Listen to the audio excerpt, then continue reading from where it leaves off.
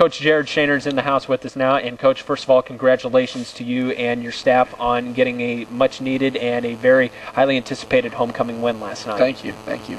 I'm going to go ahead and turn things over to Josh now. And, Josh, let's go ahead and talk with Coach. Yeah, Coach, thanks for coming in. And leading up, we talked about it last Saturday. You talked this week is especially hard, not only for the players, but also for you, getting the guys focused and that. How did the week go? All the things went as planned. The guys had fun during practice, of course, and then fun doing the Wacky Olympics and everything else that goes on with homecoming. Sure. Now that it's Saturday morning, I can say it went well. Last night at halftime, I wasn't saying that.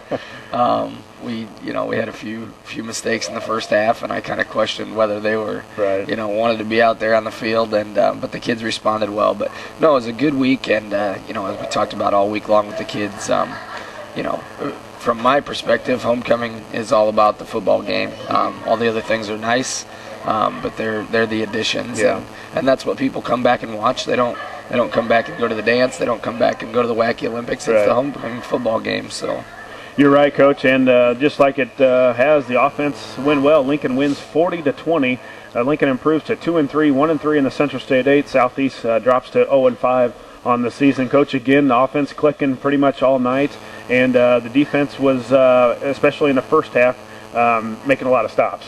Yeah, defensively, we gave up 20 points. Joe and I were talking about it a little bit last night and this morning, and they got the ball on the 2-yard line. We had a mishandled snap on a punt. So if you take that score away, defense gave up 2 scores, and excuse me, one was a big play, and the other one they kind of moved the ball down the field on us. But pretty satisfied with that. Always room for improvement. And then offensively, like I said, the first half was a little upset. I went at halftime, and I believe we started our first half drive summary was fumble, touchdown. Fumble, touchdown. So I was a little disappointed in that, and we discussed that at halftime and came out, and other than when we took a knee at the end of the game, we scored on all 4 possessions in the second half. Yeah, you're right, and exactly. It wasn't the Railers that were not moving the ball in the first half. You were moving the ball up and down the field. I remember a nice pass play to Washam. He was full barrel down to the line and got there and was caught by a Southeast guy and ripped it out of his hands on the 1-yard line. I mean, it's not like you weren't moving the ball. It's just those mistakes that we've been talked about. We talked about them last year. We've talked about them this year. Some basically mental mistakes that happen throughout the game that happens with everybody. It's just something that a coach is always going to hamper on all the time. Well, sure, and you look. That's the thing that I try to tell the kids and try to impress upon them is that. Last night and several games throughout the year, I don't feel like we've been stopped on offense. Right. I felt like we've stopped ourselves. We very easily should have scored 2 or 3 more touchdowns last night. Yeah, you're right. You're talking about the one to Washam who fumbled on the one after a long gain, I believe, right at the end of half. We throw one into the end zone. I believe it was to Stansel. I was blocked by the Southeast players, but we had I believe a holding penalty or a man downfield penalty. It was James was over the line. Okay, you're right. You're right. Yep, Lysing was scrambling. Yeah, there was another touchdown we could have had. Right. And you talk about the offense a little bit, Coach. We haven't seen the passing, at least I haven't seen the passing of a Railer team like I have this year. Lysinger throws an excellent ball, especially short 20 to 25 laser beams, especially if it's going to Darvez. He's got a nice ball. He gets out. The line forms him a pocket because he's not a tall guy, but he does find the throwing lanes and is very accurate. He's done everything that we've asked him, and I was almost surprised, I guess, last night when I got the final stats. We only threw the ball 13 times last night. We completed 9 of them. We've got a good thing going on right now. James does a nice job. And as we've talked about before, if I could line up and run the ball every down, that'd be great. I think there's nothing like just running over people and getting 4 or 5 yards at a time. But the weapon that we have this year that we were kind of lacking last year was now we have that ability to take some shots down the field, and even if you don't complete them all, it puts that doubt in the defense's mind. They have to honor the pass, and it helps out a lot. Yeah, you're talking about, Coach, the passing. Although a pleasant surprise last night was Chris Rufus, a senior, runs for 135 yards and a touchdown in a Railer win. Coach, haven't heard a lot from Chris, especially a game of this, but definitely I saw the speed out there of Mr. Rufus, and if you get him the ball in some open space, not a lot of people are going to catch him. Well, I think Chris Rufus is probably the best kept secret that about 40 people know about, and those are the guys on our team. He hadn't come out for the last couple of years and was very excited about his senior year and had a great summer for us. And then right before week number 1, twisted his ankle pretty bad and just couldn't seem to get healthy. And in the last, I'd say the last 5 or 6 days of practice, we've seen him where I feel like he has no effects on that ankle. And yeah, he's a heck of an athlete. And he's a strong kid. He ran over a couple kids last night. Yeah. I said it after the game. I think Joe and I were talking maybe, and the long run that he had, that he got down to the 4 or 5 and was kind of falling forward and ended up diving but didn't make it in. Maybe the best run that I've had a running back make, just as far as a number of things. He made 2 really good cuts that you can't really teach a kid how to make. They just have to feel those things, and broke a tackle, the speed in the open field, and just he was a fun kid to watch last night.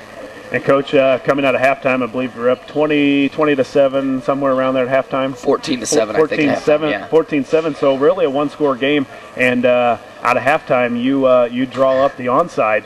And was that something that you practiced that you thought you might do, even throughout the week in practice, that you were going to do it at the start of the third quarter, regardless of what the score was? Yeah. Well, to be honest with you, I think we're a little bit unique in that I call our kickoff team, and we kind of. I guess divide the field into zones, and we give them all a number. And so what I do is I let the kickoff return team go out, and I kind of pick the guy we want to kick to, and kind of determine how they line up, and then I'll tell them where we want to kick to, so we can. It's kind of like an audible on your kickoff team, and felt like an offensive lineman they had was on the front line, and. He didn't look like the most athletic kid. He didn't have his hands out. He wasn't ready for. No, he had him down in his pockets, I think. So he was ready to block somebody. That's exactly right. And so he caught a ball off the face mask, and we ended up with it. So that was a nice play by the kids. Yeah, definitely an excellent kick, and one of the things that helped the Railers right there was a starting field position. And of course, like you said, other than the time that you kneeled on it at the end of the game when we were up 40-20, you scored on every possession, and most of those scores came from that Lysinger-Stansel connection. Darvez Stansel breaks the single-season receptions record. He had 23 receptions going into the game last night, and he had 7 big receptions for 4 touchdowns last night. So that he has 30 now. He broke the record just had a couple years ago by Kyle Frick of 28. So there's one record, Coach. He's got to be getting close to the single-season touchdown reception record. I mean, 9 touchdowns he's got now. I think he had 5 coming into the game last night and had 4 touchdowns last night. He's got to be close. Well, I haven't looked. I without quoting me on this, I think he tied it last night, the touchdown record, and I believe he also broke the yardage record for receiving too. So I'll have to look a little bit. And what a great kid. He had 4 touchdowns last night. He had 1 called back at the half, and then we watched the film last night. The coaches did, and in the third quarter, his man fell down, and Lysinger kind of missed him. He had a little pressure, and Darvez was standing with nobody within 15 yards of him in the end zone. So, could have had 6 last night potentially. Right. Well, he'll have at least 4 more games left to get that. But what I like about Stansel, and it's really the first time I've gotten to see him this year. Up and close, and one thing he does, he's an excellent, he gets open really well, and he catches the ball, and he's not satisfied with the catch that he's made. He's always trying to get more yards. Yeah, Darvez has that mindset that, my job's to run my route, catch the ball, and get to the end zone. And, if you look at his stats, he's got, 30 catches, and 9 of them are touchdowns. Right. On every 1 out of 3 times we're throwing it to him, he's making his way into the end zone. That means you need to throw it to him more. And I think you can handle that. You're moment of clarity, I think. You're the offensive coordinator, so I think we can get that done. Here's a couple more records, though, Coach, that we want to talk about. As far as the touchdown passes go, James Lysinger, an impressive night from him. Season season record for touchdown passes was 16 set by Jacob Harnicke. Touchdown receptions by a game, we mentioned Stansel on that, and then touchdown passes for a game. That record was tied. That record set by Ben Brackney a couple of years ago, and James Leisinger was able to tie that with 5 last night. Overall, an impressive win, a needed win to get the energy and rally up the troops. And it's always so much better that win can come during homecoming week. That's exactly what you strive for, to get the morale and the spirit up in the school, to get your players together, and you guys were able to do that last night. Yeah, I'm very proud of the kids for the way they responded in the second half. I didn't think, again, we didn't play that well in the first half, but it is big to get a homecoming win. You have typically more people there to watch. Some kids down in the end zone, some other high school kids that get a chance to see how hard their fellow students are working out on the football field, and get some good positive results from it. And talking about those positive results, you guys now have got your second win of the season. Next week you move on to Chatham, and of course that game can be heard here on 96.3 with Bob Derber and Coach Ken Schweitzer. And Coach Shaner, we thank you for being on here today. Thanks once again, congratulations to you and your staff last night, and good luck next week at Chatham. Thank you.